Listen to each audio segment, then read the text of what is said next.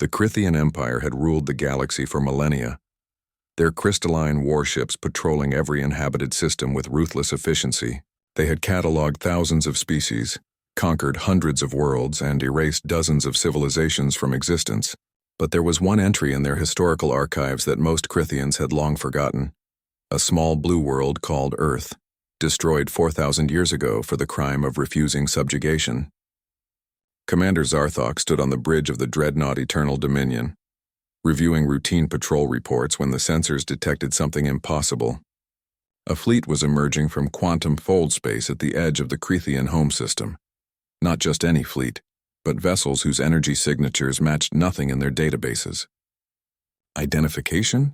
Zarthok demanded, his three eyes narrowing at the display.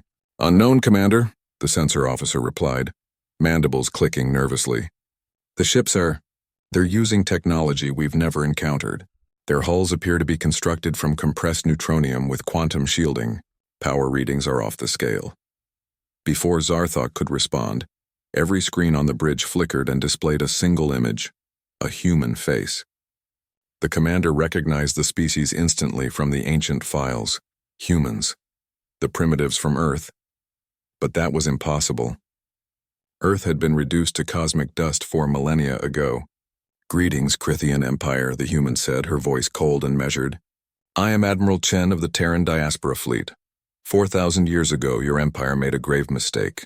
You believed you had exterminated humanity when you shattered our homeworld. You were wrong. Zarthok felt something unfamiliar crawl up his spine.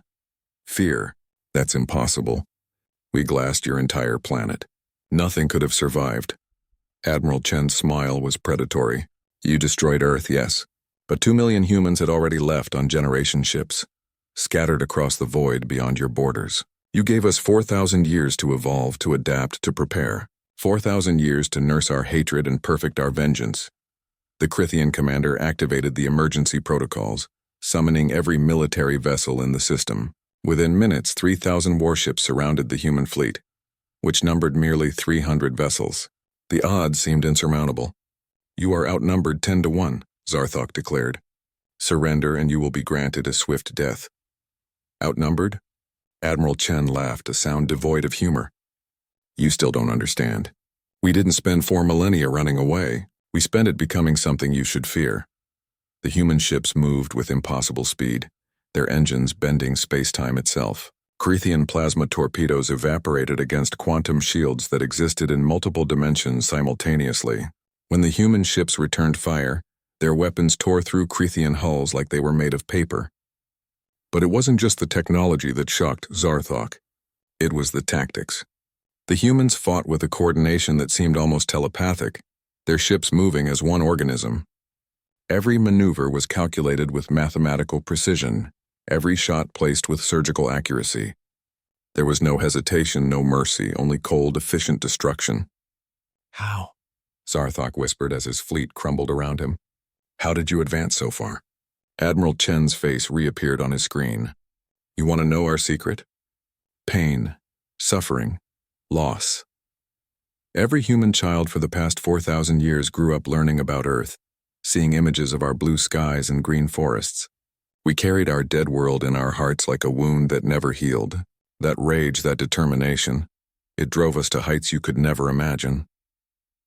The human ships deployed something new, swarms of self-replicating nanobots that consumed Crithian vessels from the inside out, converting their mass into more weapons, more ships, more instruments of revenge. The Crithian home fleet, the pride of an empire that had ruled for eons, was being systematically dismantled. We studied you, Chen continued. Every species you conquered, every world you destroyed. We learned from their mistakes. We made alliances with the survivors, the refugees, the broken remnants of the civilizations you shattered. They taught us about you, your weaknesses, your arrogance, and we prepared. Zarthok watched as the Crithian homeworld's orbital defense platforms exploded one by one. The planet below, shielded by technology that had protected it for millennia, suddenly lay vulnerable. But the human ships didn't fire. Why do you hesitate? The commander asked, confused. Because, Admiral Chen said, we learned something else in our exile. We learned that destroying a planet makes you no better than the monsters who destroyed yours. So instead, We're going to do something worse. We're going to dismantle your empire piece by piece. We're going to free every species you've enslaved. We're going to ensure that the Crithian name becomes synonymous with failure and humiliation. You'll live to see everything you built crumble to dust." In the days that followed, the Terran diaspora fleet swept through the Crithian Empire like a vengeful storm. Advanced human technology liberated world after world, breaking chains that had held species captive for generations. The Crithians, who had thought themselves invincible, learned a terrifying lesson: that humans, given enough time and motivation, could become the most dangerous force in the galaxy. Admiral Chen stood in the garden dome of her flagship, looking at a small terrarium containing soil from Earth, preserved for 4,000 years. Tiny flowers grew there, a reminder of what was lost and what humanity had become in its absence. "They thought they could erase us," she said to her second-in-command. They didn't realize that some fires, when scattered, don't go out. They spread. 4,000 years of wandering had ended, the age of human vengeance had begun, and the galaxy would never be the same.